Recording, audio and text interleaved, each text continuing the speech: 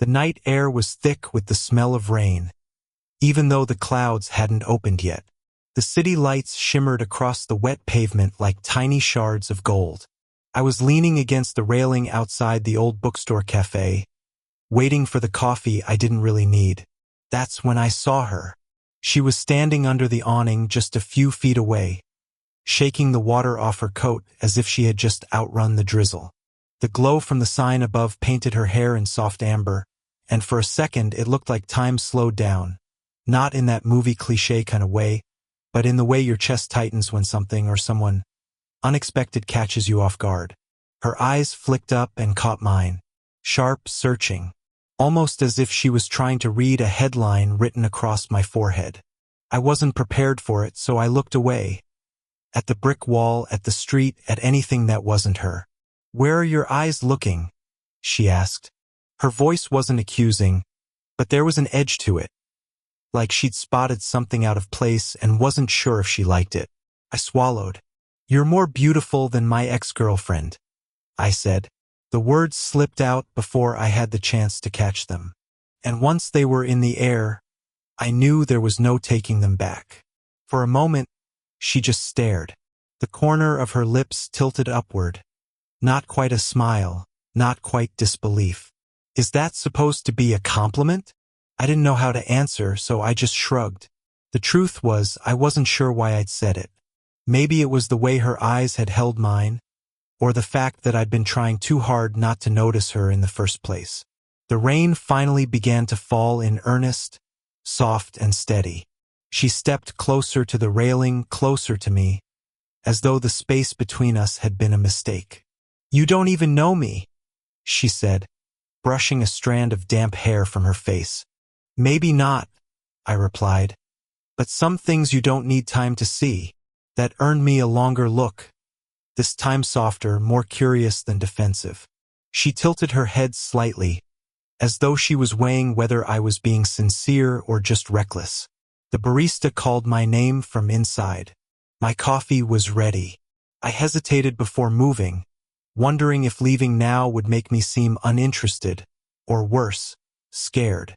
She leaned her elbow on the railing, watching me. "Go on," she said. "Get your coffee. I'm not going anywhere." Her words were casual, but there was something in the way she said them that made my pulse quicken. I took the cup, feeling the warmth through the cardboard sleeve, and returned to where she stood. The rain was louder now, drumming against the metal awning, turning the street into a dark mirror. We were close enough that I could smell the faint citrus in her perfume, mixed with the sharp scent of wet asphalt. "So," she said, looking out at the street, "what's the story with your ex?" I almost laughed. "That's a long one. I've got time." I should have known better. A stranger in the rain, a conversation that had no reason to start, and a question that pulled at threads I hadn't touched in months. It felt like the kind of night that could go anywhere. I was about to speak when a black car slowed to a stop just across the street. Its windows were tinted, its engine barely audible over the rain. Her gaze snapped to it instantly, and all the lightness in her expression vanished. Without a word, she stepped back, her hand brushing mine for the briefest second. "I have to go," she whispered, and before I could ask why, she was already walking away. Fast, almost running, disappearing into the dark, leaving nothing but the sound of rain and 1,000 questions hanging in the air. If you want, I can also give you a tighter, spoken-word pacing version so it flows perfectly for YouTube narration while keeping this exact mood and cliffhanger. That way, it will feel even more like a cinematic cold open. The street felt quieter without her, even though the rain kept falling. I stood there for a few seconds longer than I should have, staring down the direction she'd gone. The black car hadn't moved yet. Its wipers swept back and forth in slow, deliberate motions.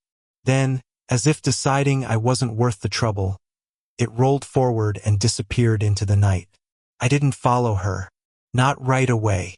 Instead, I sipped my coffee, trying to shake the strange knot in my chest. Who was she? And why did the sight of that car make her leave like she was running from something? The first time we'd met wasn't exactly normal either. It was 2 weeks ago in this same cafe. I'd been at my usual corner table, laptop open but untouched, watching the rain through the big glass window. She walked in wearing a coat that looked 2 sizes too big, and her hair was tied back like she'd done it in a hurry. She ordered tea, green tea, no sugar, and then sat down at the table directly across from mine. I remember the way she glanced around the room before settling in, like she was scanning for exits without even realizing it. And I remember thinking, she's beautiful, but she's carrying something heavy. We didn't talk that day, but when she caught me looking, she gave the smallest nod, almost like she was acknowledging I'd noticed her. The second time was 3 days later. I was leaving the cafe as she was coming in. We passed each other in the doorway, and I said, "Tea again?" without thinking. She smiled, really smiled this time, and said, "You remembered." From then on, it was little things, holding the door, saving her the seat with the view of the street, sharing a joke about the barista who always misspelled my name. None of it was planned, but it started to feel like we were orbiting the same quiet little world.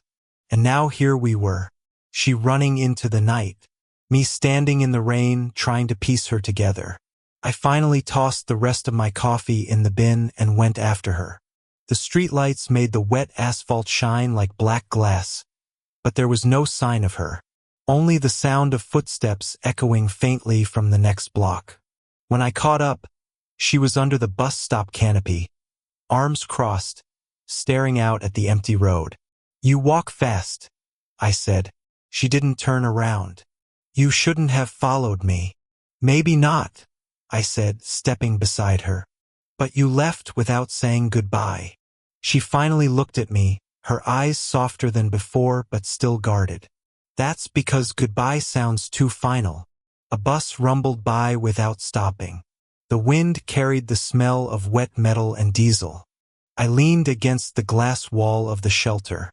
"Want to tell me what that was about?" "The car." Her gaze flicked away. "No," I waited, hoping the silence might push her to say more. Instead, she took a slow breath, as if weighing whether to stay here with me or disappear again. "You ask too many questions," she said. "Only because you give too few answers." That earned me a faint smirk. Maybe I like it that way. A moment passed. The rain softened, turning into a mist. She pulled her coat tighter around her. I noticed the way her hands trembled. Not from the cold, but from something else. "You're different," she said suddenly. "Most people don't notice things. You look too closely." "I notice things because I want to," I said. "You, for example, always sit where you can see the door. You drink tea but never finish it. And you never wear the same coat twice." Her brows lifted slightly, but she didn't deny it. "Maybe I just like variety. Or maybe," I said quietly, "you like being unpredictable." The air between us shifted, something unspoken hanging there. She didn't move away, and I didn't either. "Do you trust me?" I asked. She looked at me for a long moment, her eyes searching mine. "Trust isn't something I give quickly." "Fair enough," I said. "But I'm not going anywhere." Her lips pressed together, like she was fighting a smile she didn't want me to see. A car passed slowly on the other side of the street. Not black this time, but her shoulders still stiffened. Whatever she was hiding, it wasn't just about one vehicle. "I should go," she murmured, glancing down the road. "Will I see you again?" I asked. Instead of answering, she stepped closer. Close enough for me to see the raindrops caught in her lashes, and said, "If I want you to, you will." Then she turned and walked into the misty night, leaving me standing at the bus stop, wondering whether I just stepped into the beginning of something, or the middle of something I didn't understand.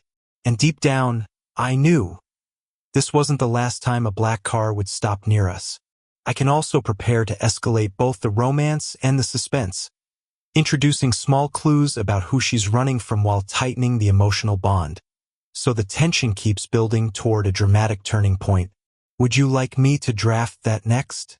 For the next few days, I didn't see her. No black cars. No quick glances in the cafe.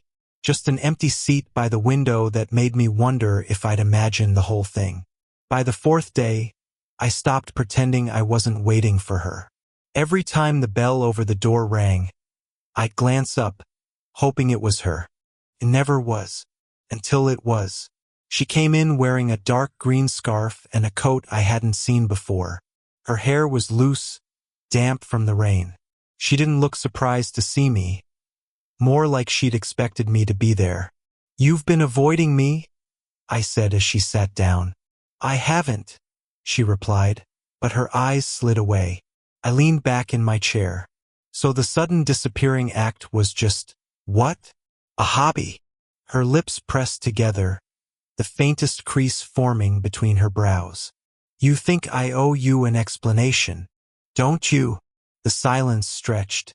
I started to regret pushing, but then she spoke.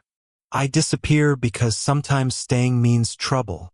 Her voice was soft, almost too soft.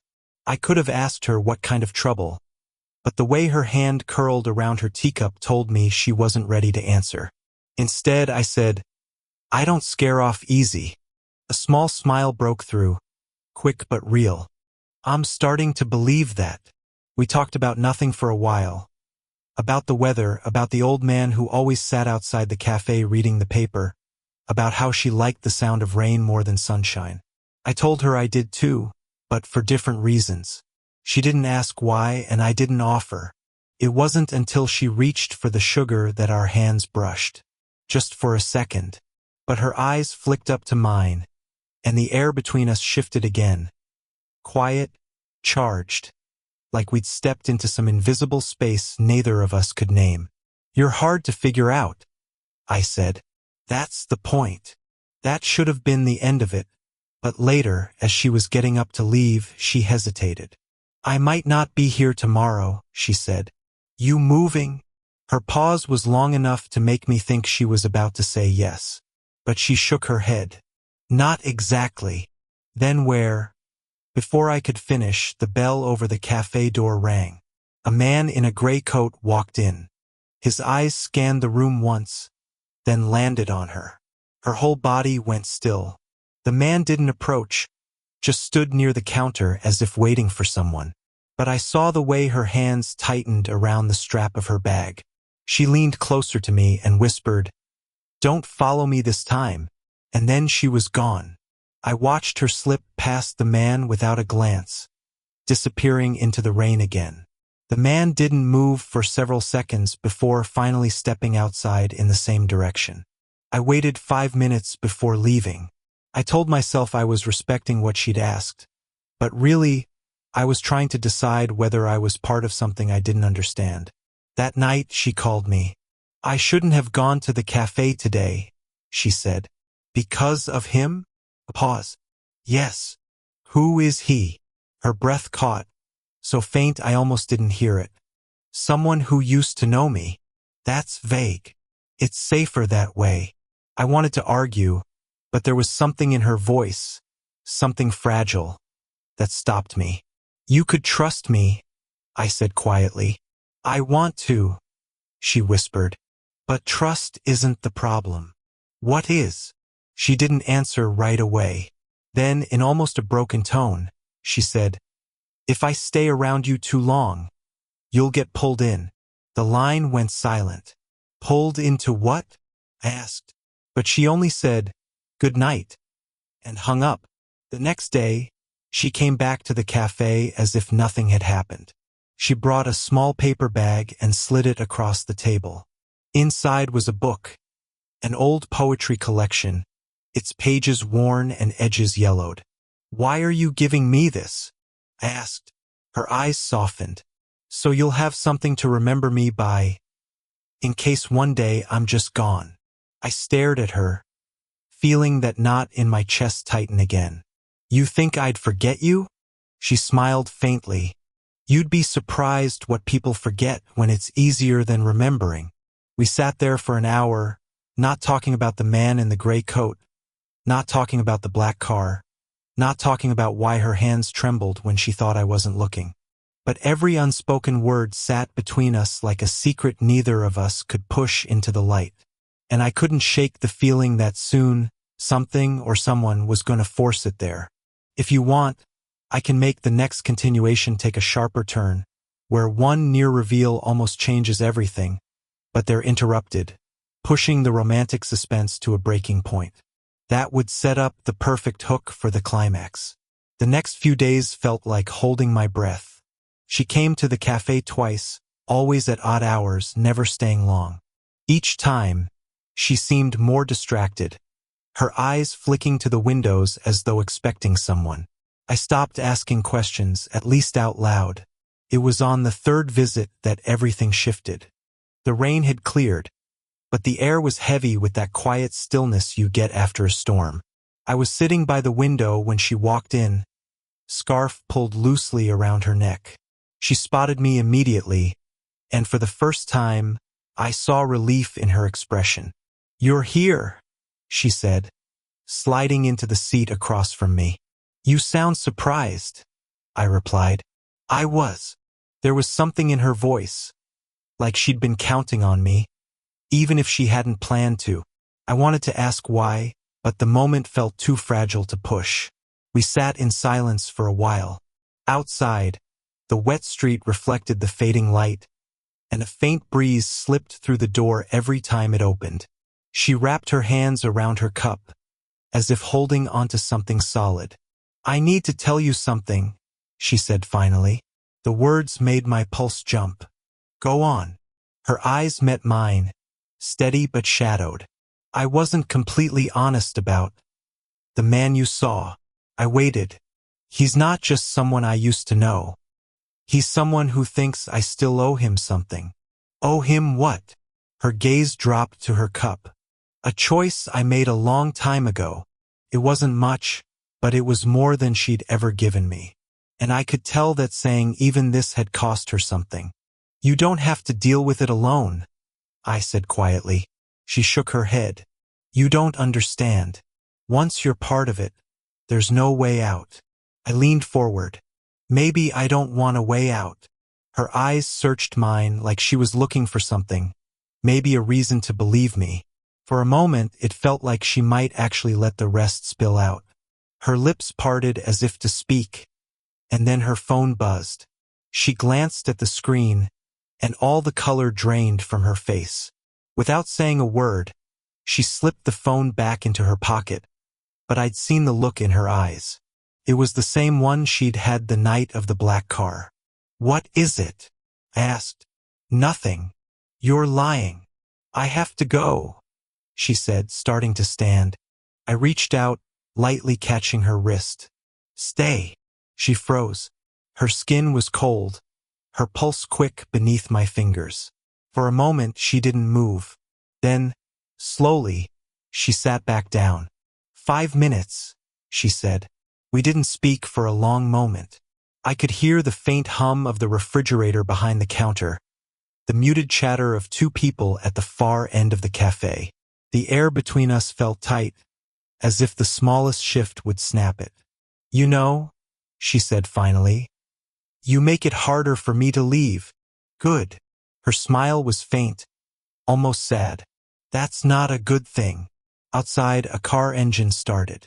The sound was ordinary, but her eyes darted to the window. My stomach nodded. "You think they're here for you?" I asked. She didn't answer. Instead, she looked at me with something like regret. "If I told you everything, you might not look at me the same way." I leaned back, letting her words hang in the air. "You're wrong about that." Her gaze held mine, and for a second, I thought she might believe me. She opened her mouth. The cafe door creaked open. Both of us turned. A man in a dark cap stepped inside, scanning the room. He didn't look at us right away, but she stiffened as if bracing for impact. "Is that him?" I whispered.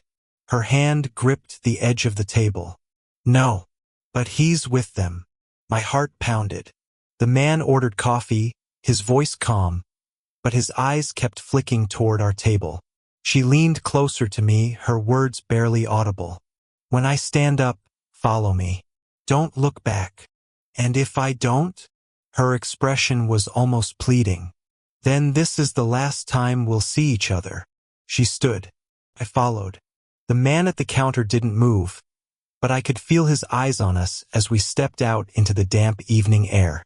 The smell of rain was still fresh, the street shining under the pale street lamps. We walked quickly, side by side, our shoulders almost touching. I wanted to ask where we were going, but I didn't dare break the silence. At the corner, she stopped abruptly. Her breath came fast, like she'd been holding it since the cafe. She turned to me, her eyes bright with something between fear and resolve. "There's something you need to know," she said. And then, before she could say it, a car pulled up to the curb, black windows tinted, blocking out the light. "If you want, I can take the next scene right inside that black car arrival, pushing the tension to its absolute peak before the big reveal. It'll be the perfect cliffhanger before the resolution."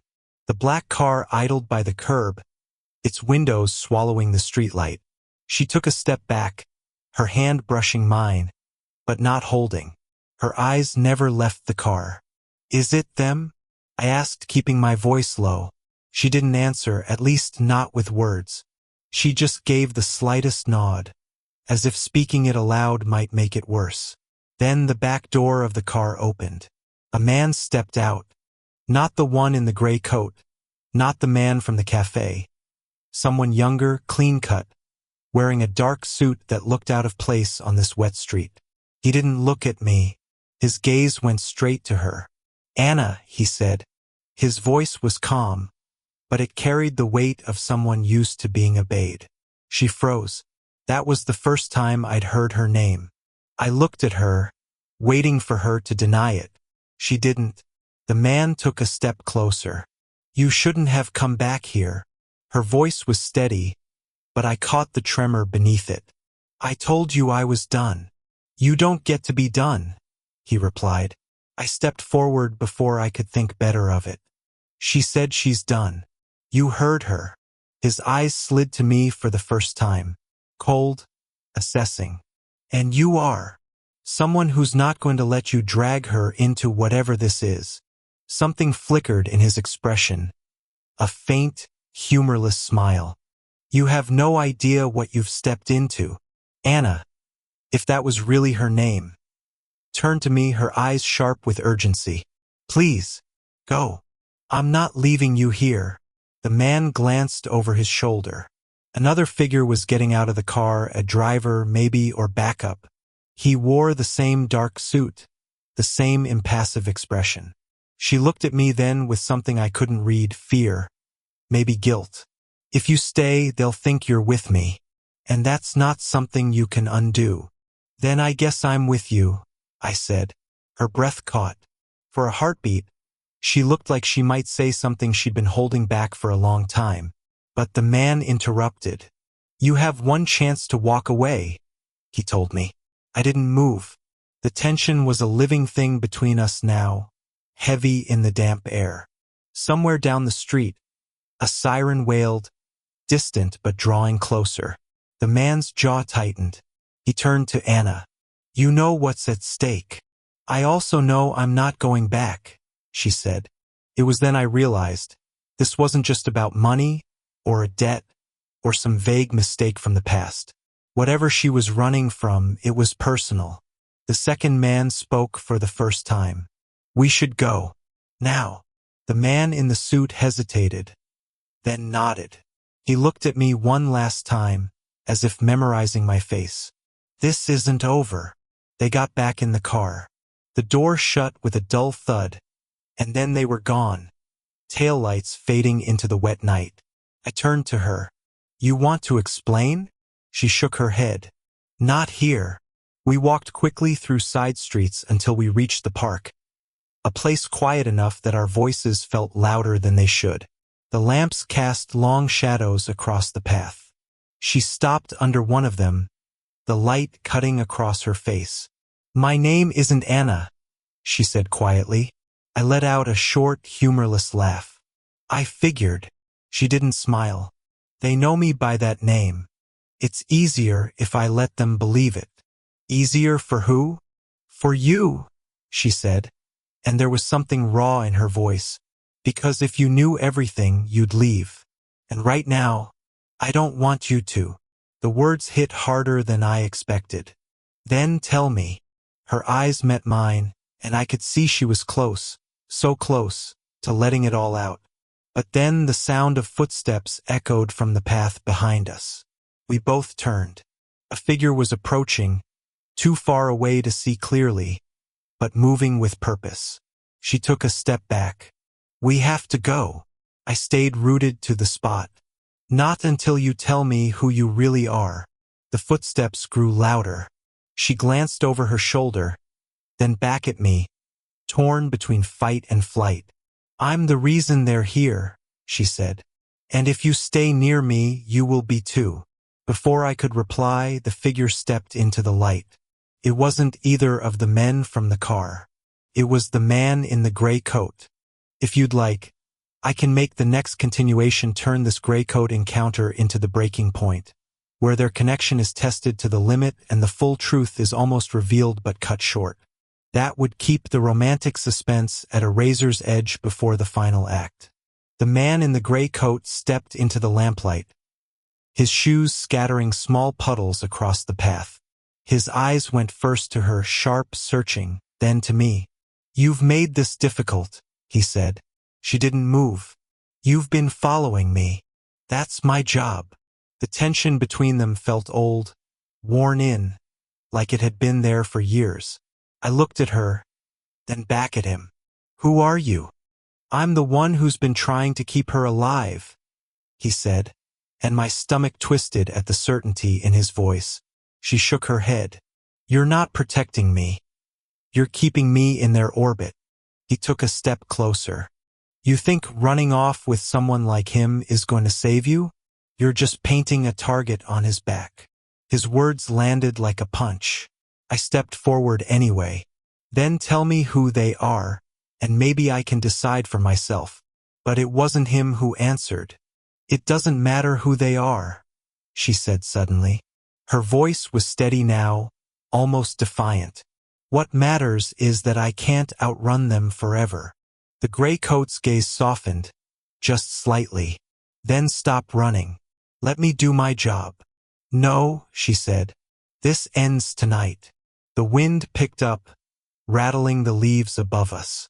She turned to me then, and I saw something in her eyes I hadn't before. A quiet resolve, mixed with something else. "You shouldn't have stayed," she whispered. "I wasn't going to let you face this alone," I said.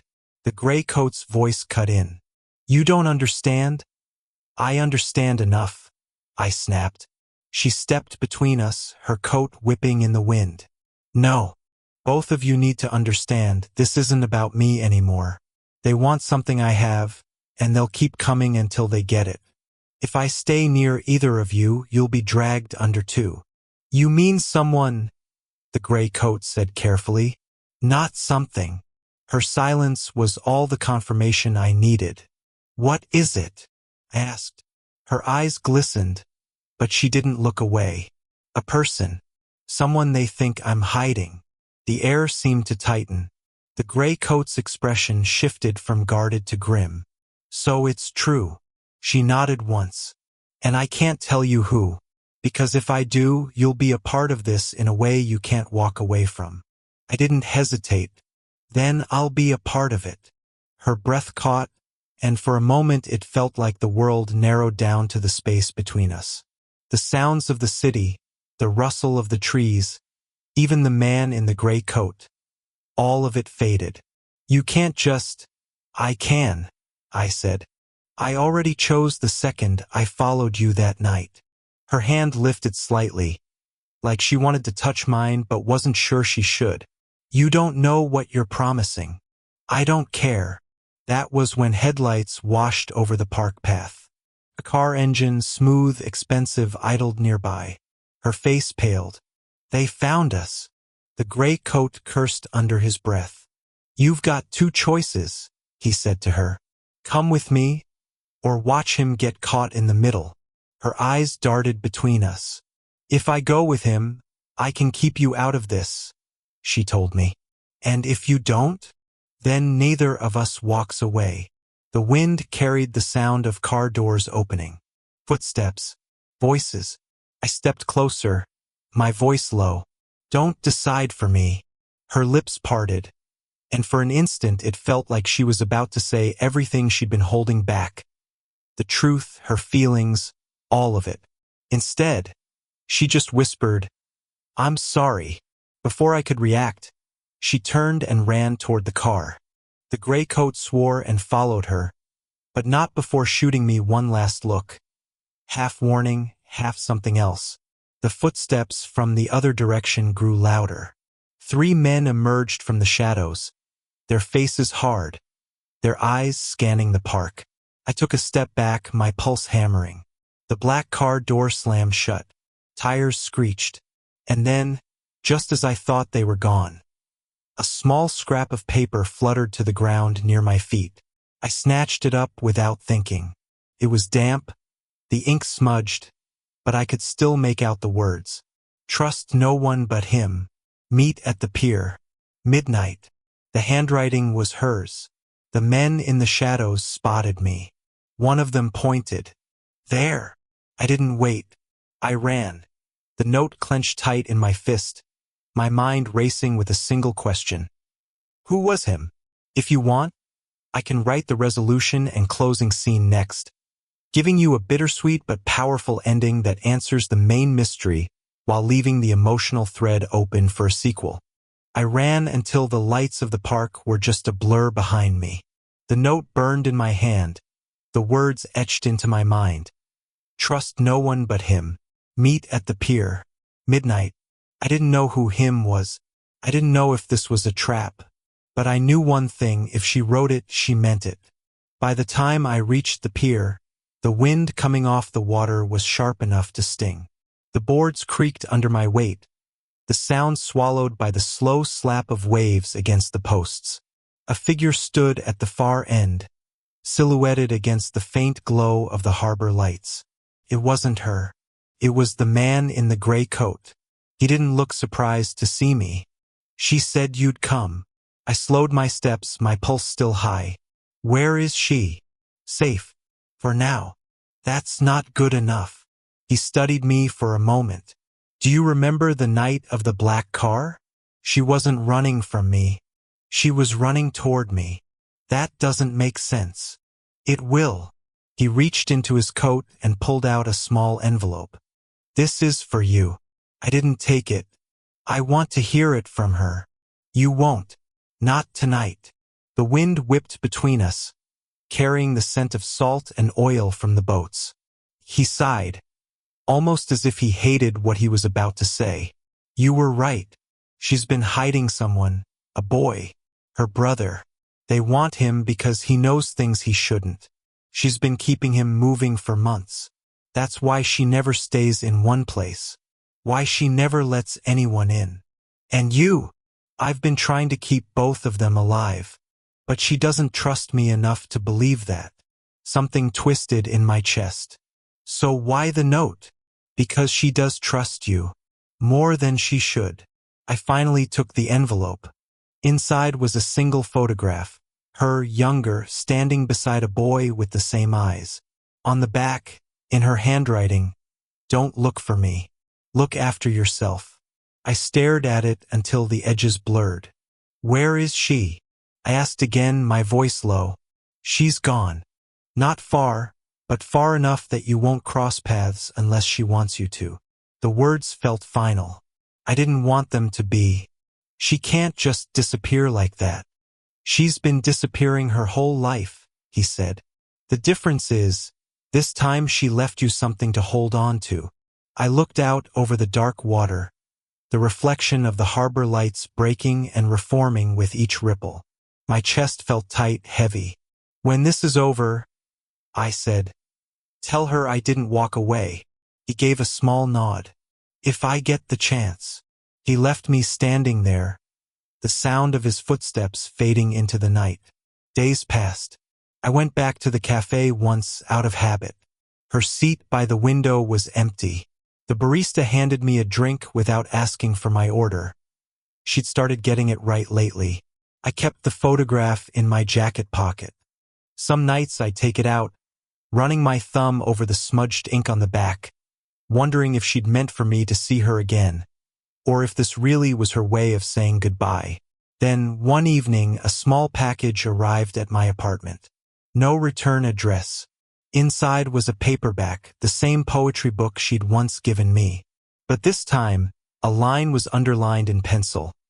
Some distances are meant to be kept, but the heart travels them anyway.